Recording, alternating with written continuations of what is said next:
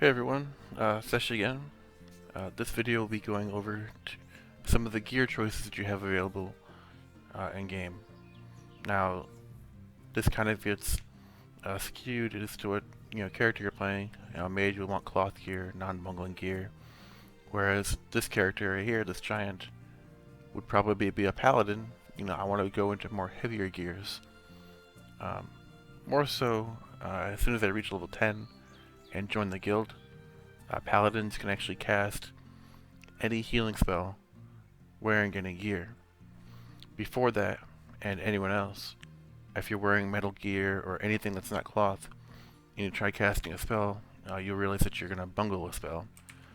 So what we're going to do, to give you an example, since I'm wearing a giant shield, it's metal, it will cause me to bungle.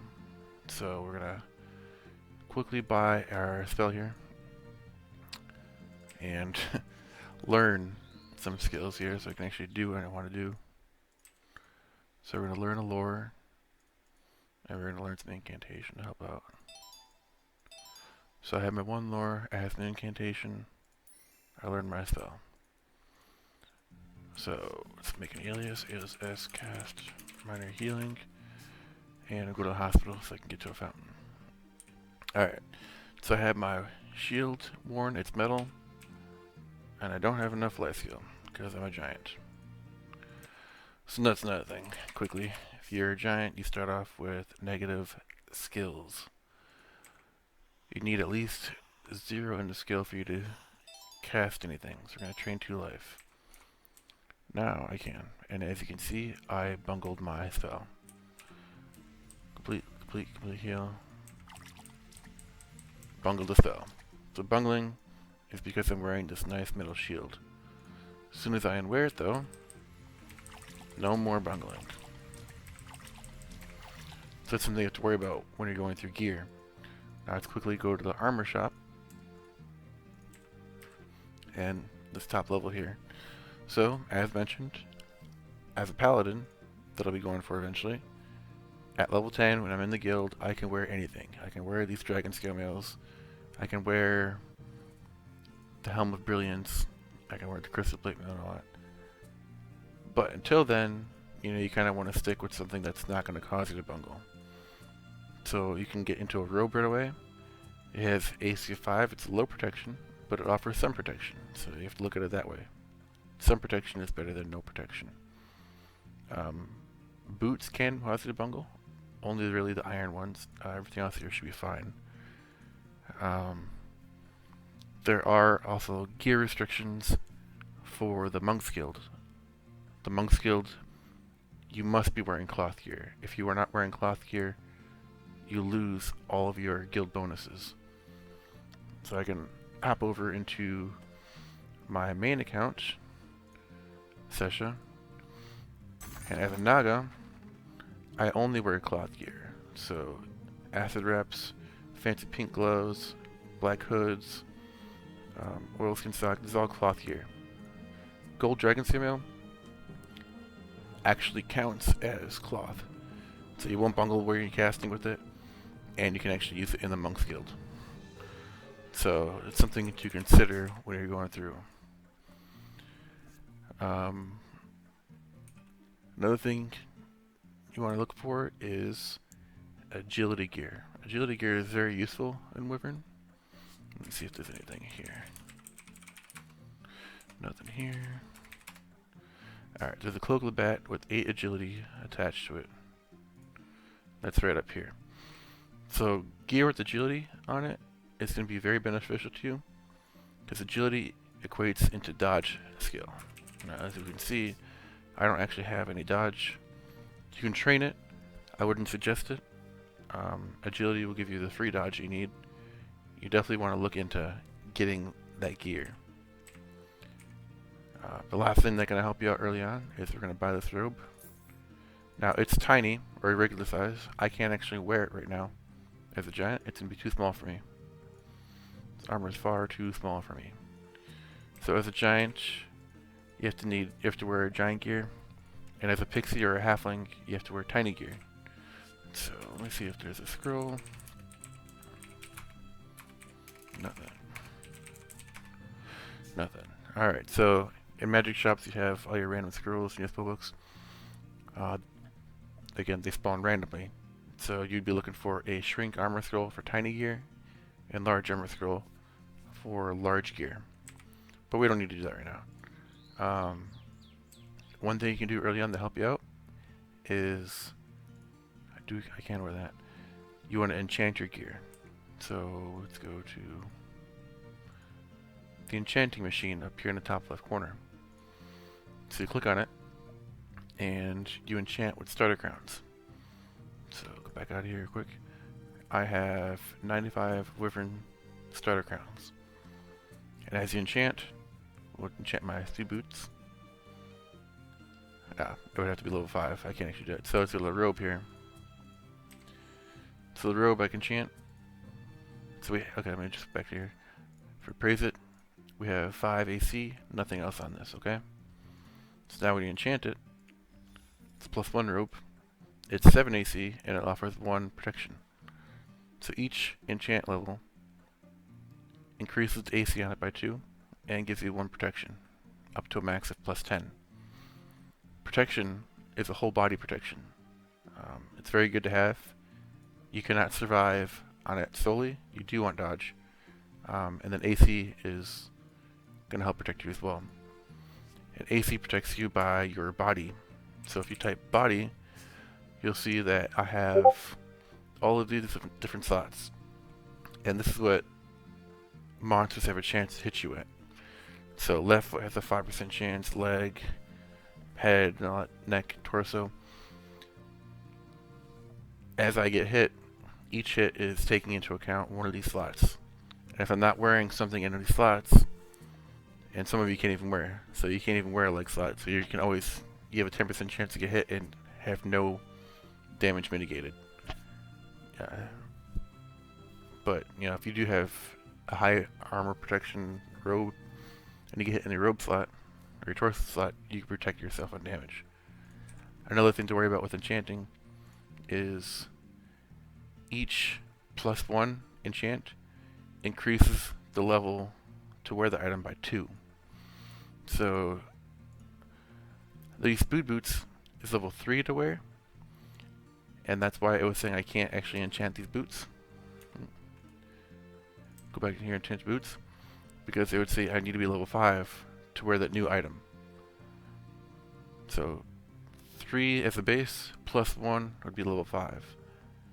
So it's something to worry about too. If you can enchant something and then find out that you can't actually use it anymore because you need to be a higher level. So be mindful of that. Another thing enchanting does is it helps your weapon. Let's see here. Alright, so my weapon here is whatever. It has a cut damage of 5, which is actually very low. Hopefully we can find something better real quick, actually.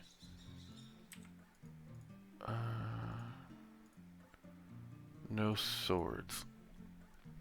So this is actually a cutlass, it's a blade, and that's a scimitar, which is a blade. So we don't have any swords that we can use here, but there is another weapon shop down here.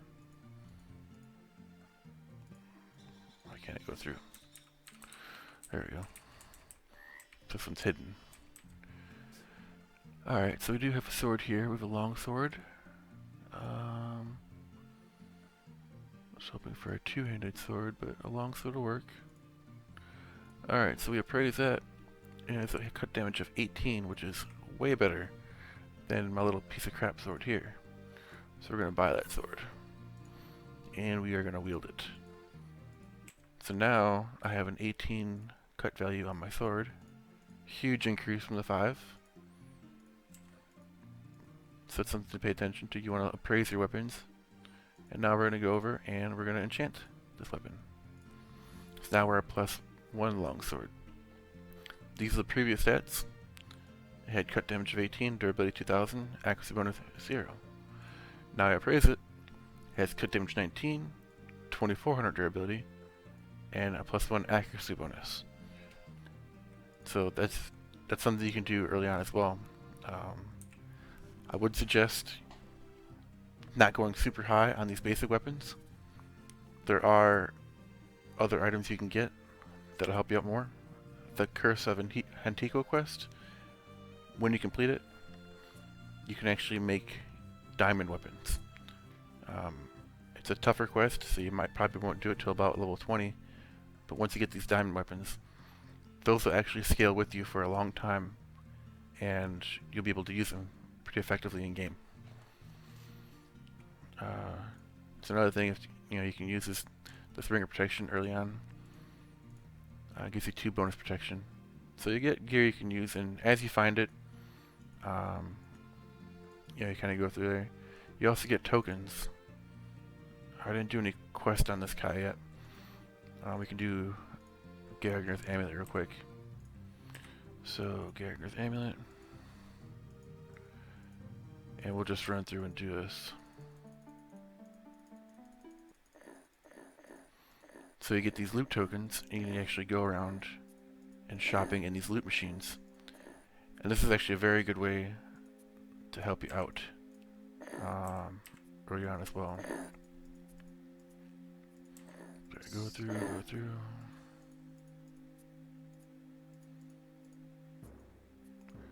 Skipping through all of this.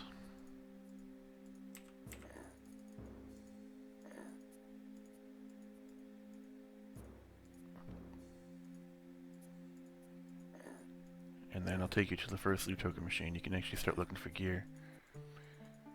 And again, knowing what's good and what's not good, will probably come with experience. Be sure to ask players before you buy something and waste your gold or tokens. So now I have 10 loot tokens. Now you get tokens from, Rialto, he'll send them out, or you get them from killing high level bosses, or you do them from quests. Now I have my loot tokens. You can go through and start shopping. So I could have bought a longsword with 1 slot actually, which is better than the one I have now, for 1 loot token. Buy an elven shield, and you kind of go through. These all spawn randomly. Each one's gonna be different. So we have one there. We can go into Alaria. There's actually another one there too. So you're gonna run over to Alaria.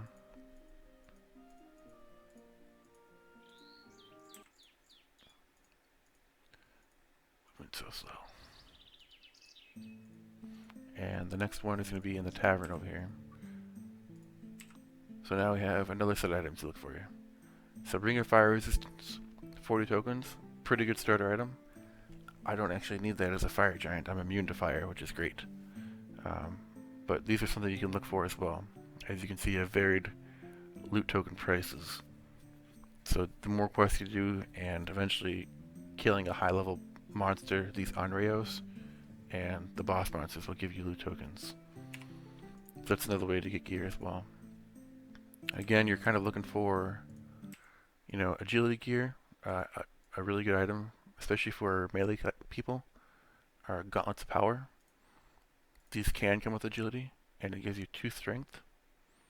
At level 12, you can wear a Girdle of Strength or a Girdle of Constitution, which give you 20 bonus HP or 2 strength.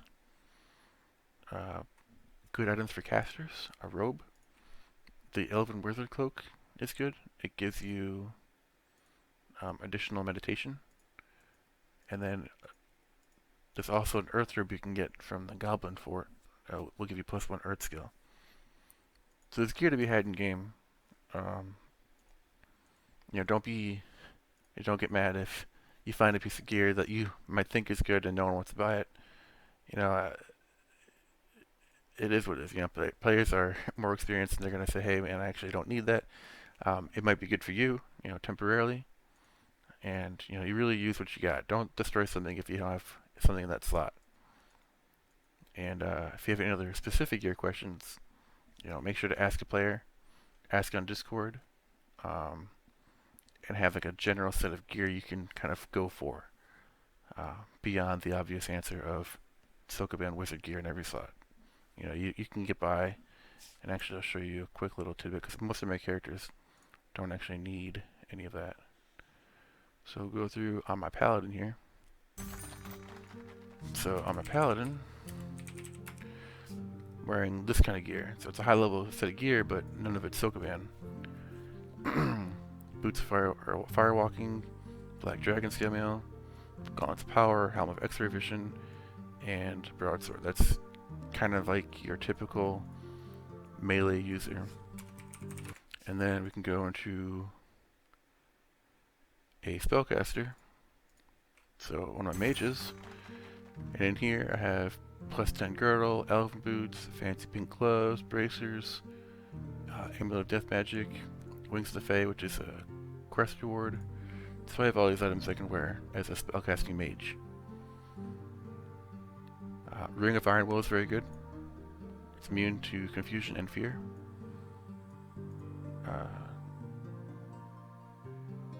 Amulet of Death Magic would be +3 Death Magic. I'm a Death Mage in this mage. So there's a lot you can do. Again, just don't be afraid to ask questions, and continue grinding.